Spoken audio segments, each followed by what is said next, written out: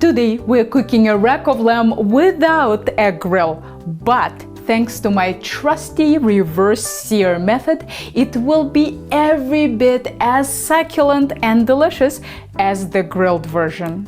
Let's preheat the oven to 250 Fahrenheit and get started.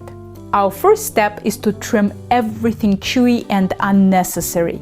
We'll use a boning knife for this task. Stand up the rack on its bones and cut straight down, keeping the knife in contact with the bones. Now let's get rid of the chewy silver skin, also known as connective tissue. Insert the boning knife like a sewing needle under the connective tissue and cut to the right. Now you have a flap and it will make trimming very efficient. Pull up on the flap and cut to the left. If you're left-handed, do a mirror image of this process. First cut to the left and then to the right. Why are we doing this? Because browning is delicious and we want it to be on the meat and not on the chewy part that people leave on the sides of their plates. Repeat this procedure until all the visible silver skin is trimmed. But don't separate the little flap muscle from the big muscle.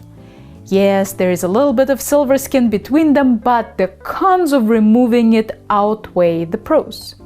If you separate the two muscles, you'll end up with very uneven pieces of meat, and that will result in some parts being overcooked. So, we'll put up with a tiny bit of chewiness for more even doneness. We'll be par-cooking our lamb in the oven and then searing it in a hot skillet. You can certainly do that with the bones, but if you're serving a large crowd, you might need an awful lot of skillet real estate to brown your lamb. That's why it might be more efficient to debone your lamb before cooking. Don't panic, it's extremely easy, and the taste won't suffer one bit. The reason people swear by cooking meat on the bone is because they usually overcook it, and the part near the bone ends up least overcooked. But if you use my low and slow oven method, no bones are needed for fantastic results. Cutting your meat in half will give you more flexibility with positioning it in the skillet. Line a baking sheet with foil for easy cleanup and place a rack on top. Dry the lamb thoroughly on paper towels. Surface moisture is the enemy of browning. That's why I suggest you season your lamb with salt right before cooking. If you wait for as little as 10 minutes, the salt will make the surface damp. And of course, if you want, you can add some black pepper to your salt. Cook the lamb in the oven until you reach the internal temperature of 100 Fahrenheit. Start testing for doneness after 20 minutes, but it might take longer if your rack of lamb is large. I'll link to my favorite thermometers below this video in case you need one. Good.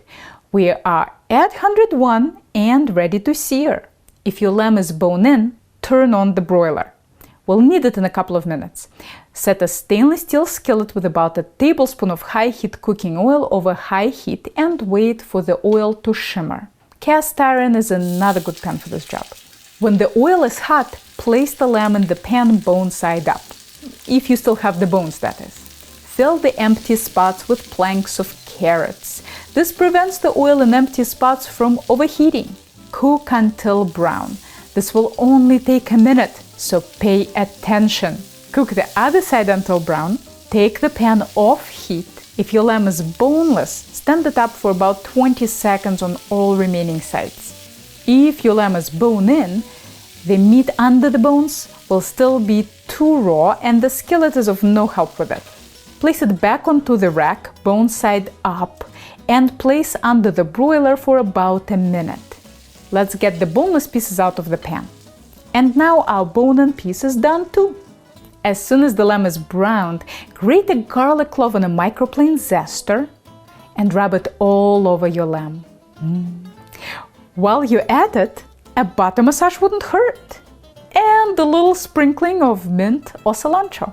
You can take all the guesswork out of resting your meat by leaving a thermometer in it. Once the temperature starts to go down, the meat is ready to serve. Your temperature after resting should be 130 to 135 Fahrenheit. The boneless version is a lot easier to slice and plates very nicely too. I'll serve my lamb with ratatouille. That video is linked below. Though I was notified by one of my viewers that this is not a real ratatouille. Who knows? This might not be a real rack of lamb either, but whatever it is, it's damn good. This video was brought to you by viewers like you. If you liked it, click here to support my channel. Don't forget to subscribe, hit that little bell button so that you get notified when I post new videos. And if you are ever in the Boston area, maybe I'll see you in one of my classes.